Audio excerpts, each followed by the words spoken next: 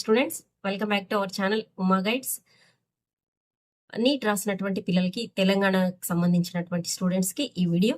So Kaloji Narayanarao university of health sciences Telangana వాళ్ళు ఈరోజు ఒక నోటీస్ రిలీజ్ చేశారు. ఏంటంటే admission to MBBS and BDS courses under competent authority quota for the academic year 26-27 దీనికి సంబంధించినటువంటి నోటీస్ అనేది రిలీజ్ చేశారు. ఏంటంటే it is hereby inform to that Kaloji Narayanarao university of health science Telangana Warangal will issue a notification shortly inviting online applications from the candidates qualified in UG NEET 2026 for participation in the counseling process for admission into the MBBS and BDS courses under the competent authority quota for the year academic year 26-27.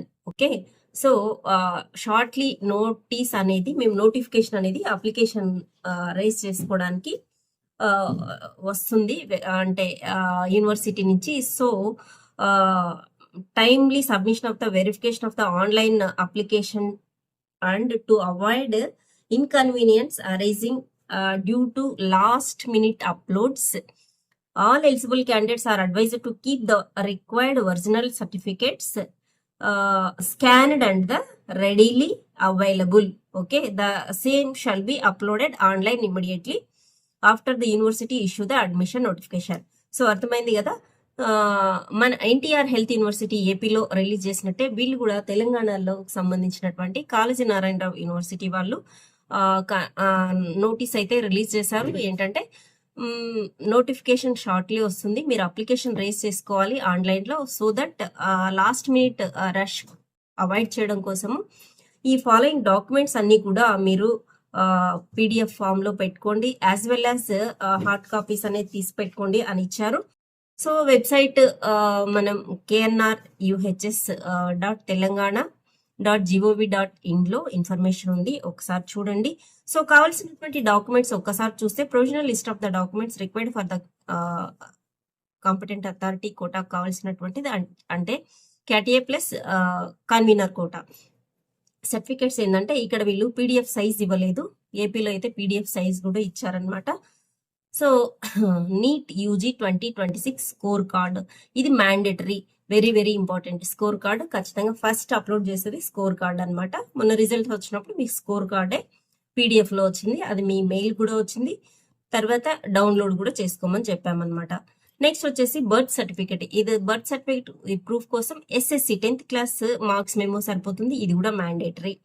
Okay, తర్వాత qualifying exam certificate 12th క్లాస్ది marks memo కావాలి. తర్వాత study certificate 9th and 10th if single certificate upload the same for all years as PDF file mandatory. Okay, తర్వాత study certificates intermediate or equivalent. So 9th 10th ఒకటి, 11th 12th ఒకటి study certificate కావాలి. TC 12th class TC కావాలి. తర్వాత community certificate, ఇది కేటగిరీకి వచ్చేసి BC. So OBC accept చేయరు, సేమ్ ఏపీలో ఇచ్చినట్లే. బీసీలో కేటగిరీ సర్టిఫికేట్ ABCDE ఉన్నాయి కదా, ఆ కేటగిరీ సర్టిఫికేట్స్ మాత్రమే మనం పెట్టుకోవాలి.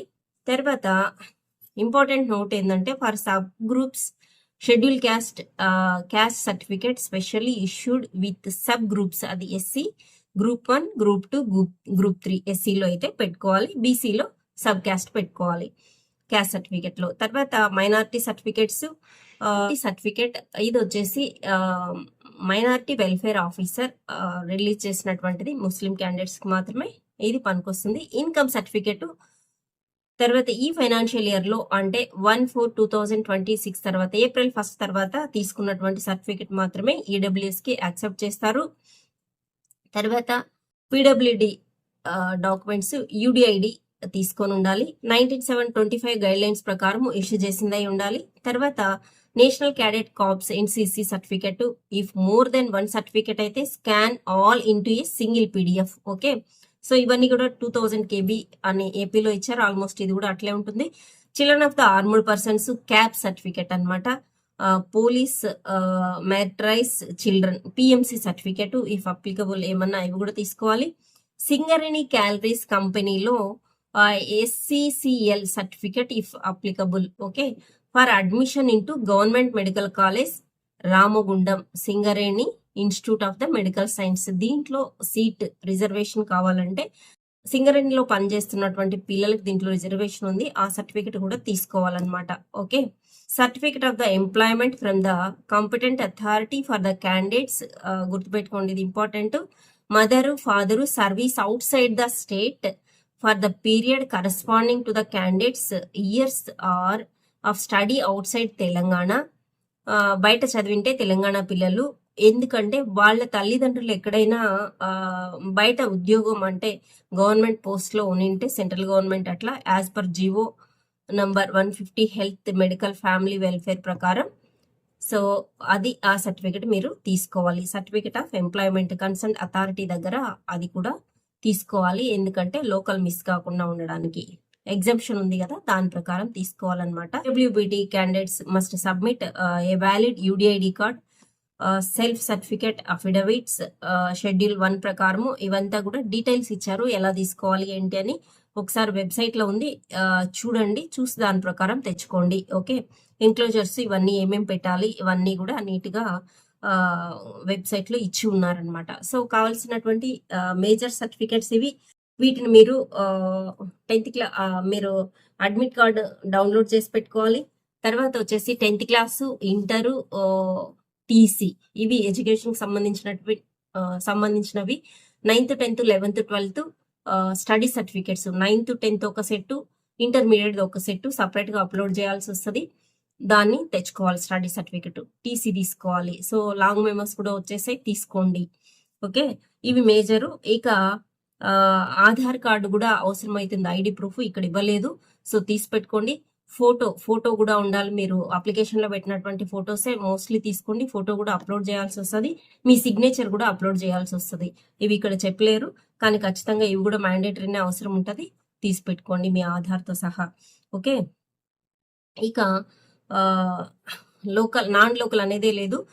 ఎగ్జామ్షన్ ఏంటంటే ఆర్మీలో పనిచేసినటువంటి వాళ్ళు కానీ సెంట్రల్ గవర్నమెంట్ పోస్ట్లో అదర్ స్టేట్లో పనిచేసినటువంటి పిల్లలకి ఉద్యోగరీత్యా ట్రాన్స్ఫర్లు ఉంటాయి కాబట్టి లాస్ట్ ఇయర్ జీవో ఇచ్చారు. దాని ప్రకారం మీరు ఎంప్లాయర్ దగ్గర సర్టిఫికేట్ అనేది తీసుకోవాల్సి వస్తుందన్నమాట. ఓకే, అది నాన్ లోకల్గా అంటే ఇక్కడ పిల్లలు బయట పోవాల్సిన పరిస్థితులకి ఎంప్లాయీస్కి ఎగ్జామ్షన్ అనమాట.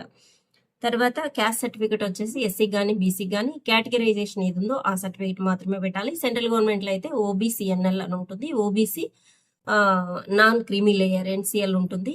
సో ఇక్కడ అది యాక్సెప్ట్ చేయరు. SCలో కూడా కేటగిరైజేషన్ ఉన్నాయి కాబట్టి ఏపీ తెలంగాణలో గ్రూప్ 1, 2, 3గా తీసుకోవాలి.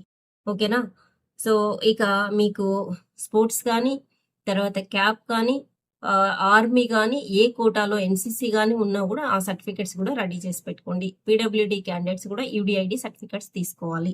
ఓకే, ఇది నీట్గా ఇచ్చున్నారు.